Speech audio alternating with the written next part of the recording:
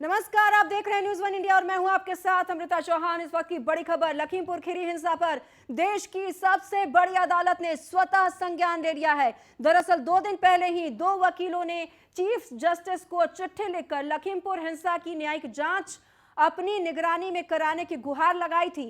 Allahabad high court के retired न्यायाधीश के नेतृत्व में जांच आयोग गठित कर दी गई है। रिटायर्ड न्यायाधीश प्रदीप कुमार श्रीवास्तव के नेतृत्व में एक जांच आयोग का गठन किया है जो लखीमपुर खीरी मामले की जांच करेगा। तो अब लखीमपुर खीरी हिंसा मामले की न्यायिक जांच होगी। हाईकोर्ट के रिटायर्ड जज जांच करेंगे और इस पूरे मामले को अब सुप्रीम कोर्ट ने स्वतः संज्ञान ले लिया है और उत्तर प्रदेश की सरकार से इस पूरे मामले की रिपोर्ट सौंपने के लिए कहा है। आपको बता दें कि कैसे होती है न्यायिक जांच, ये ग्राफिक्स के जरिए बता रहे हैं। वर्तमान या अवकाश प्राप्त जज करते हैं न्यायिक जांच। अदालत या सरकार को यह रिपोर्ट सौंपी जाती है और इसी के तहत सुनवाई होती है।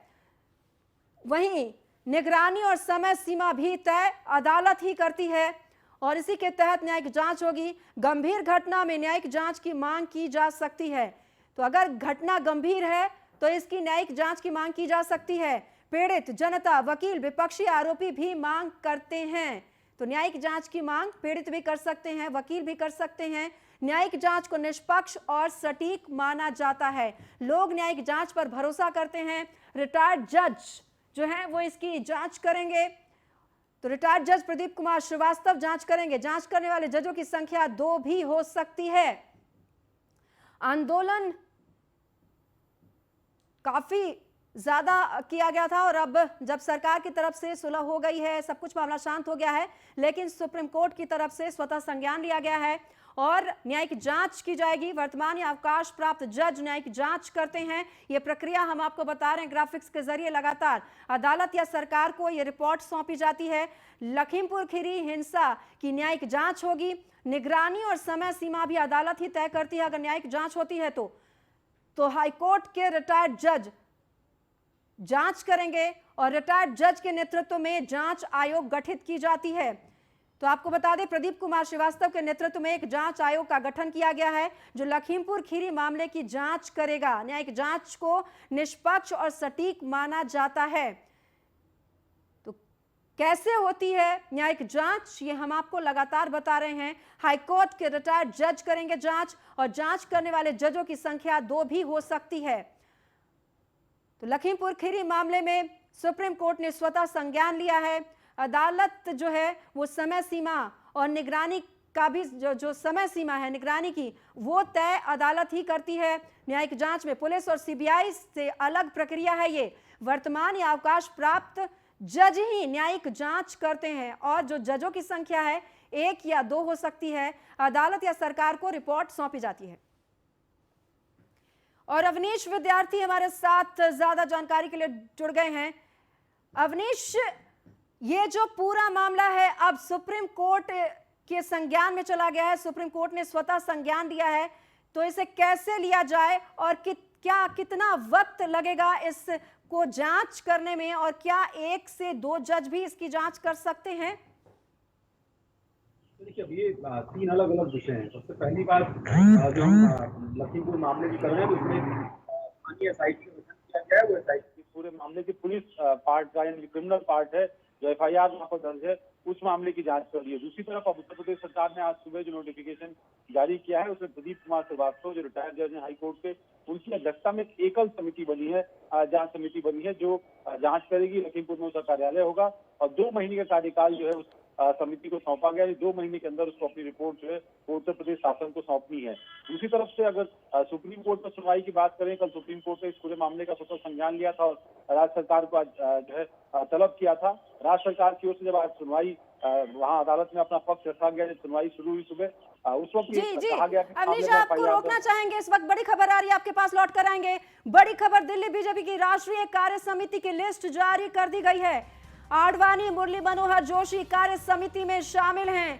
पीएम मोदी, गृह मंत्री अमित शाह कार्य समिति में शामिल किए गए हैं। इसके अलावा राजनाथ सिंह, नितिन गडकरी, पीयूष गोयल का भी नाम है और किरण रिजिजू, रविशंकर प्रसाद, नित्यानंद राय भी शामिल हैं। एस जयशंकर, मीनाक्षी लेखी, रमेश बिधूड़ी भी इसमें शामिल हैं। बीजेपी की राष्ट्रीय कार्य समिति की लिस्ट जारी कर दी गई है। तो ये तमाम नाम हैं जिनके नाम शामिल किए गए हैं। बीजेपी कार्य समिति की लिस्ट है ये। एस जयशंकर, मीनाक्षी लेखी, रमेश बिधूड़ी भी शामिल हैं। इसके अलावा प्रधानमंत्री नरेंद्र मोदी का नाम है। तो बीजेपी की राष्ट्रीय कार्य समिति की ये लिस्ट है जो जारी की गई है। आडवाणी का नाम है, लालकृष्ण आडवाणी का, प्रधानमंत्री नरेंद्र मोदी, गृह मंत्री अमित शाह जो कार्य समिति में शामिल किए गए हैं, अनुराग ठाकुर, निर्मला सीतारमण, नरेंद्र सिंह तोमर, ज्योतिरादित्य सिंधिया, ये सभी तमाम नाम हैं। किरण रिजिजू, रविशंकर प्रसाद, नित्यानंद राय भी इस लिस्ट में शामिल हैं। और एग्जीक्यूटिव एडिटर अवनीश विद्यार्थी लगातार हमारे साथ बने हुए हैं, इस पूरे मामले पर जानकारी देंगे।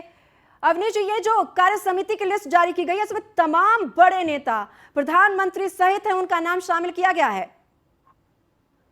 बड़े चेहरे हैं जरूर कार्य समिति का हिस्सा होंगे, लेकिन कई सारे दिलचस्प नाम भी हैं। उत्तर प्रदेश से अगर बात करें तो महेंद्र नाथ पांडे जो केंद्रीय मंत्री हैं भारी उद्योग के, उनको इसमें शामिल किया गया है। स्वामी प्रसाद मौर्य जो उत्तर प्रदेश में श्रम मंत्री हैं, ओबीसी के बड़े चेहरे माने जाते हैं, पहले बीएसपी में भी हुआ करते थे, 2017 से पहले बीजेपी में शामिल हुए थे और कद्दावर चेहरे माने जाते हैं उत्तर प्रदेश की सियासत के। ब्रजेश पाठक जो उत्तर प्रदेश में कानून मंत्री हैं, बीएसपी से, वो भी 2017 से पहले जो है बीजेपी में शामिल हुए थे और अब उनको भी राष्ट्रीय कार्य समिति में शामिल किया गया है। दारा सिंह चौहान ओबीसी मोर्चा के राष्ट्रीय अध्यक्ष हुआ करते थे बीजेपी में, इस वक्त कैबिनेट मंत्री हैं उत्तर प्रदेश में वन एवं पर्यावरण विभाग के, उनको जो है शामिल किया गया इसमें। निरंजन ज्योति साध्वी फतेहपुर से सांसद हैं, केंद्रीय मंत्री हैं लगातार दूसरी बार, उनको शामिल किया गया। संतोष गंगवार जो बरेली से केंद्रीय मंत्री हुआ करते थे, अभी सांसद हैं, उनको इसमें शामिल किया गया। मुख्तार अब्बास नकवी रामपुर से के रहने वाले हैं, भले राज्यसभा के सदस्य हैं, केंद्रीय मंत्री हैं, उनको इसमें शामिल किया गया। स्मृति ईरानी को भी इसमें शामिल किया गया है और उत्तर प्रदेश के ही कोटे से प्रधानमंत्री नरेंद्र मोदी और रक्षा मंत्री राजनाथ सिंह को भी इस जो है कार्य समिति में शामिल किया गया। इसके अलावा उत्तराखंड से भी अगर आप देखें तो तमाम सारे बड़े चेहरे हैं। पूर्व मुख्यमंत्री विजय बहुगुणा, कैबिनेट मंत्री सतपाल महाराज, अजय भट्ट, तमाम सारे ऐसे नाम हैं जिनको इसमें शामिल किया गया है। माना जा रहा है कि राष्ट्रीय कार्य समिति की सूची जारी करने के पीछे जो वजह है, एक तो तमाम सारे बड़े नेताओं का राष्ट्रीय प्लेटफॉर्म पर उनको भूमिका दिया जाना, दूसरा ये माना जा रहा है कि बीजेपी का राष्ट्रीय अधिवेशन भी उत्तर प्रदेश के चुनाव से पहले हो सकता है, जहां से तमाम इन 5 राज्यों को लेकर के एक व्यापक रणनीति भी बनेगी और जिस माइंडसेट के साथ बीजेपी इन राज्यों में चुनाव में जाएगी, तो ज्यादातर कई सारे राज्यों में उसकी सत्ता है, तो ऐसे में उस सत्ता को वापस कैसे पाया जाए और कैसे ये स्टैब्लिश किया जाए कि डबल इंजन की सरकार इस तरह से बेहतर प्रशासन दे सकती है, विकास कर सकती है। जी अवनीश, यहाँ पर खास बात यह है कि जो तमाम बड़े नाम हैं, जो तमाम बड़े चेहरे हैं, अमूमन सभी का नाम दिया गया, कोई ऐसा नाम जो इम्पोर्टेंट था और उसे नहीं शामिल किया गया, इस लिस्ट में जगह नहीं दी गई है? नहीं, देखिए पहले बहुत सारे ऐसे लोग थे जो सूची में हुआ करते थे, मतलब दिनेश शर्मा जो उत्तर प्रदेश में डिप्टी सीएम है, केशव प्रसाद मौर्य, अभी देखना होगा कि किसी और कोटे से, विशेष आमंत्रित सदस्यों के कोटे से तो उनको नहीं शामिल कर लिया गया। अभी इस बात के लिए उस सूची का इंतजार होगा, लेकिन अभी जो सामने सूची आई है, जो प्रमुख सूची राष्ट्रीय कार्य समिति की आई है, उसमें जो है प्रधानमंत्री से लेकर के तमाम सारे कैबिनेट मंत्री, सांसद, उनका नाम तो है ही है। उत्तर प्रदेश से कई सारे कद्दावर चेहरे हैं, इसमें ओबीसी का प्रतिनिधित्व भी है, ब्राह्मणों का भी प्रतिनिधित्व है, शेड्यूल कास्ट का भी प्रतिनिधित्व है। कोशिश की गई है एक बार फिर वही रूपरेखा, यानी जो है सबको साथ लेकर चलने की कोशिश जो है अल्पसंख्यकों की ओर से भी मुख्तार अब्बास नकवी प्रतिनिधित्व कर रहे हैं, तो उत्तर प्रदेश का एक व्यापक प्रतिनिधित्व हो सके इस बात की कोशिश की गई, इसीलिए सभी वर्गों को इसमें शामिल किया गया। पिछली बार की जो लिस्ट थी उसको आज के लिस्ट से कैसे देखते हैं आप? देखिए पिछली बार की लिस्ट से मैं आज की लिस्ट का अगर तुलना करूं तो पिछली बार की लिस्ट रणनीतिक दिखती थी, इस बार की लिस्ट जो है वो इससे 2 कदम आगे है, रणनीतिक भी है, साथ ही साथ परफॉर्मेंस को भी देखा गया है, जिसका कितना कद बढ़ाना है सियासत में राष्ट्रीय स्तर पर और प्रदेश स्तर पर, इसका भी आकलन कहीं न कहीं किया गया और शायद यही वजह है कि उन तमाम चेहरों को, चाहे ओबीसी से जुड़े हुए हों, शेड्यूल कास्ट से जुड़े हुए हों या फिर फॉरवर्ड क्लास में तमाम सारे अलग अलग सेक्शन से जुड़े हुए हों, उनको आगे बढ़ाया गया है। यानी एक अगर आप कहें तो ये बीजेपी पार्ट 2, यानी एक तरीके से जो नई सरकार जो एनडीए की बनी है, उस सरकार के साथ साथ बीजेपी में भी किस तरीके से जनरेशनल चेंज हुआ है। अभी मंत्रिमंडल विस्तार आपने दिल्ली में भी देखा, लखनऊ में भी देखा, एक जनरेशनल चेंज के दौर से बीजेपी गुजर रही है और शायद इसीलिए अनुभव के साथ साथ तमाम युवाओं को भी इसमें शामिल किया गया। जी, बहुत बहुत धन्यवाद अवनीश आपका इस तमाम जानकारी के लिए। और अब बढ़ते आगे, ईडी ने नोएडा के बाइक बोट घोटाले से बड़ी कार्रवाई करते हुए 112 करोड़ से ज्यादा की संपत्तियां अटैच कर दी हैं, जिसमें जेनिथ टाउनशिप प्राइवेट लिमिटेड की सागा बिटार परियोजना के फ्लैट, अर्नी विश्वविद्यालय की जमीन और भवन साहा इंफ्राटेक प्राइवेट लिमिटेड के प्रोजेक्ट्स और नोबल बिल्टेक की व्हाइट हाउस प्रोजेक्ट के निर्माणाधीन टावर भी शामिल हैं। 26 अचल संपत्ति और 22 बैंक खाते भी ईडी ने अटैच किए हैं। आपको बता दें कि इस घोटाले में 103 करोड़ 73 लाख की संपत्तियां पहले ही अटैच की जा चुकी हैं। करीब 7,000 करोड़ रुपए का यह बाइक बोट घोटाला 2019 में सामने आया था। तो चलिए ग्राफिक्स के जरिए हम आपको बताते हैं कि आखिरकार ये क्या कुछ हुआ है इस घोटाले में, क्या कुछ एक्शन हुआ। ईडी ने एक्शन लिया है। सागा है बिटाट परियोजना के फ्लैट और इसके अलावा Amadeus project, white house project के निर्माणाधीन टावर हैं। और ज्यादा जानकारी के लिए नीलेश चौहान हमारे साथ लाइव जुड़ गए हैं। नीलेश, ये पूरा मामला विस्तार से बताइए, क्या कुछ हुआ है और अब जो कार्रवाई हो रही है उससे क्या कुछ होने वाला है, किसकी मुसीबतें बढ़ेगी? वर्ष 2019 में बाइक बोट घोटाला सामने आया था। करीब 4,000 करोड़ रुपए का यह घोटाला था, जिसमें कई लोगों को अभी तक गिरफ्तार करके जेल भेजा गया है। ईडी लगातार इस मामले की पड़ताल कर रही है। पूरे प्रकरण को अगर देखा जाए, करीब 2 साल का समय गुजर गया है। 103 करोड़ रुपए की संपत्ति को पहले ही इस मामले से अटैच किया गया था, लेकिन आज फिर एक बड़ी कार्रवाई देखने को मिली है। 112.36 करोड़ रुपए की संपत्ति को अटैच किया गया है, जिसमें 22 अचल संपत्तियां हैं, वहीं 26 बैंक खाते हैं, जिनमें 123 करोड़ रुपए की जो संपत्ति थी उसको अटैच किया गया है। तो पूरे प्रकरण को अगर देखा जाए तो अभी तक करीब 3 से 4 लोगों को गिरफ्तार किया गया। उनको गिरफ्तार करने के बाद जेल भेजा गया। लगातार ईडी पूरे मामले की पड़ताल कर रही है। आज की कार्रवाई की अगर बात की जाए तो जो संपत्ति को अटैच किया गया उसमें नोएडा, मेरठ, उसके अलावा हिमाचल प्रदेश की संपत्तियां हैं। जो अचल संपत्तियां हैं उनको अटैच किया गया है। देखने वाली बात होगी कि जब इन संपत्तियों को अटैच किया गया उसके बाद क्या कुछ और लोगों पर कार्रवाई होती है, या फिर नोएडा के कुछ और ऐसे मेसर्स कंपनियां हैं जो इस बाइक बोट घोटाले से जुड़ी हुई थी, उनके ऊपर कार्रवाई होगी। तो लगातार ये कयास लगाए जा रहे थे कि कब जो ये कंपनियां जो इस बाइक बोट घोटाले से जुड़ी हुई थी उनकी संपत्तियों को कब अटैच किया जाएगा। लेकिन ईडी ने एक बार फिर से बड़ी कार्रवाई करते हुए ये साफ कर दिया है कि आने वाले दिनों में उत्तर प्रदेश समेत दूसरे प्रदेशों में जो बाइक बोट घोटाले से जुड़े हुए जो कंपनियां थे, जो लोग थे, उनके ऊपर बड़ी कार्रवाइयों का दौर देखने को मिलेगा। जी, क्या और भी गिरफ्तारियां हो सकती हैं जिस तरह से ईडी सख्त दिखाई दे रही है? देखिए, बिल्कुल 4,000 करोड़ का ये बड़ा घोटाला था, जिसमें कई लोगों के नाम सामने आए थे। नाम सामने आने के बाद उनकी गिरफ्तारियां की गई थी, उनसे पूछताछ की गई, ईडी की जांच बैठी। तो उस पूर्व में अगर बात करें तो 103 करोड़ रुपए की संपत्ति को इस प्रकरण से अटैच किया गया था। उसके बाद आज की अगर बड़ी कार्रवाई देखी जाए तो 112 करोड़ रुपए की जो संपत्तियां हैं उनको अटैच किया गया, जिसमें 22 अचल संपत्तियां हैं, जिनके तमाम निर्माणाधीन फ्लैट नोएडा में है, मेरठ में है। उसके अलावा विश्वविद्यालय की एक जमीन जो हिमाचल प्रदेश में, उसको अटैच किया गया है। जी नीलेश, जिन लोगों को गिरफ्तार किया है ईडी ने, उनसे पूछताछ में कुछ पता चला है, क्या कुछ कहा है उन लोगों ने? देखिए, इससे पहले जब इन लोगों को गिरफ्तार किया गया था, गिरफ्तार करने के बाद जब इनसे पूछताछ हुई थी, उसके बाद तमाम जो तथ्य प्रकाश में आए थे उन्हीं के तहत ये बड़ी कार्रवाई देखने को मिली है। नोएडा में तमाम निर्माणाधीन जो टावर थे उनको सीज किया गया है, फ्लैट सीज किए गए हैं, अटैच किए गए हैं ईडी से। उसके अलावा अगर बात की जाए हिमाचल प्रदेश में जो विश्वविद्यालय की जमीन थी उसको भी अब इस पूरे प्रकरण के साथ अटैच कर दिया गया है। तो 112 करोड़ रुपए की जो अचल संपत्तियां थी उनको अब इस पूरे प्रकरण से कुल मिलाकर देखने वाली बात यह होगी कि ईडी की कार्रवाई आगे क्या कुछ होती है और कौन कौन से लोग हैं जिनको गिरफ्तार किया जा सकता है। बहुत बहुत धन्यवाद नीलेश इस तमाम जानकारी के लिए। बढ़ते हैं आगे खबर बाराबंकी से, जहां पर सड़क हादसे ने 9 से ज्यादा लोगों की जान ले ली। ट्रक और डबल डेकर बस के बीच भीषण टक्कर में 9 से ज्यादा लोगों ने मौके पर ही दम तोड़ दिया, जबकि कई लोग घायल हुए हैं। इनमें से 5 को ट्रॉमा सेंटर लखनऊ में रेफर किया गया है। ये बस दिल्ली से बहराइच जा रही थी। बताया जा रहा है कि बस और ट्रक दोनों ही तेज रफ्तार में थे। एक मवेशी के सड़क पर आने से दोनों के बीच टक्कर हो गई। इस हादसे पर सीएम योगी ने भी दुख जताया है और पीड़ित परिजनों के लिए संवेदना जाहिर की है। साथ ही सीएम योगी ने अधिकारियों को मौके पर जाने के निर्देश दिए हैं। तो दरअसल दोनों ही वाहन तेज रफ्तार में थे और इसी बीच एक मवेशी सड़क पर आ गया और दोनों वाहन चालकों का बैलेंस बिगड़ गया, जिससे ये भीषण हादसा हुआ है। ये सूचना प्राप्त हुई थी कि किसान पंच जो पड़ता है हमारे जनपद से, वहाँ पे बहराइच से दिल्ली प्राइवेट वोल्वो बस जा रही थी, उसकी भिड़ंत सामने से आ रही एक ट्रक से हो गई, जिसके कारण ये दुखद हादसा हुआ है। और इसमें अभी तक 9 लोगों की मृत्यु हुई है और 27 लोग घायल हैं, जिसमें से जो गंभीर रूप से घायल लोग हैं सबको हम लोग ने ट्रॉमा सेंटर लखनऊ रेफर कर दिया है। बाकी सबका यहाँ प्राथमिक उपचार हादसा हुआ है जिसमें 14 लोगों ने अपनी जान गंवा दी है। हमारे साथ एक ऐसे परिवार के लोग हैं जो जिनका 3 भाई थे, सड़क हादसे में एक भाई आज नहीं रहा, और वो ये परिवार के लोग हैं जो काफ़ी गमगीन माहौल है, क्योंकि ऐसा भीषण दुखद सड़क हादसा हुआ है।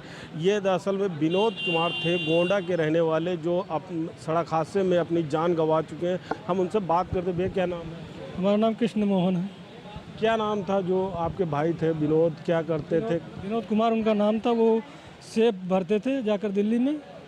वो साल में 3 महीने का काम करता रहता था उनका, और हर साल वो जाते थे। विनोद के कितने बच्चे थे? उनके 2 लड़का 1 लड़की हैं, जो काफ़ी अभी छोटे हैं।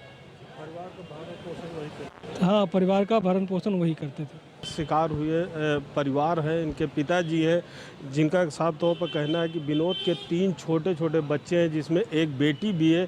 हालांकि सूबे के मुख्यमंत्री योगी आदित्यनाथ ने सड़क हादसे का संज्ञान लेते हुए मुआवजे का भी ऐलान किया है। बाराबंकी से न्यूज़ 1 इंडिया के लिए भोलानाथ रावत, बाराबंकी। और ज्यादा जानकारी के लिए भोलानाथ हमारे साथ संवाददाता जुड़ गए हैं फोन लाइन पर। भोलानाथ, जो लोग घायल हुए हैं उनकी हालत कैसी है? देखिए, बिल्कुल बता दें आपको, जो घायल हैं उनको, घायलों को सभी को ट्रामा सेंटर लखनऊ रेफर कर दिया गया है। वहीं लगातार मृतकों की संख्या बढ़ती जा रही है। अभी तक मृतकों की संख्या 15 हो गई है, जिसमें एक छोटी बच्ची और एक महिला भी शामिल है। अभी 15 मृतकों की संख्या हो चुकी है। हम यहाँ पे पोस्टमार्टम हाउस में मौजूद हैं, जहाँ पे अभी सुबह से लगातार जिस प्रकार से बाराबंकी के में सड़क हादसा हुआ, एक गौवंश था जिसको बचाने के चक्कर में ट्रक व वोल्वो बस में भीषण बहुत बहुत धन्यवाद भोलानाथ इस तमाम जानकारी के लिए।